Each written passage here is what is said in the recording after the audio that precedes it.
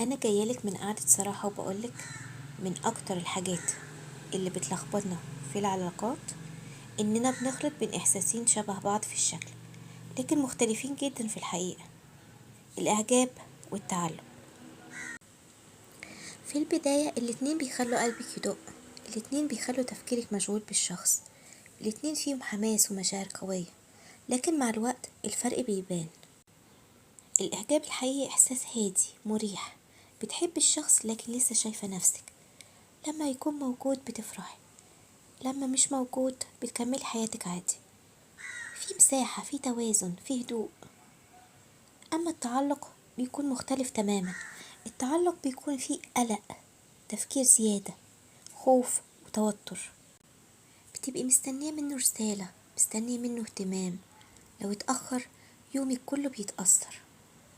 التعلق بيخلي الشخص مركز حياتك مش جزء منها.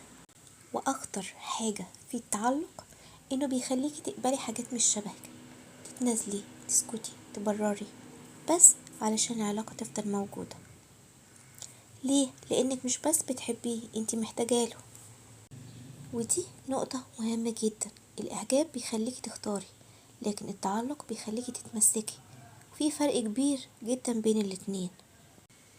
كمان الإعجاب بيخليكي نفسك، لكن التعلق بيخليكي مش شبهك.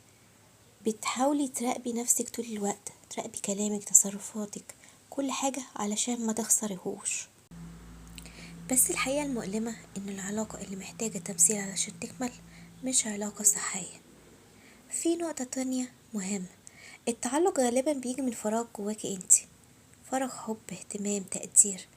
فلما حد بيجي ويديكي جزء من ده انتي بتتمسكي بيه جدا، مش علشان هو الشخص الصح، لكن علشان هو سد الفراغ اللي جواكي ده.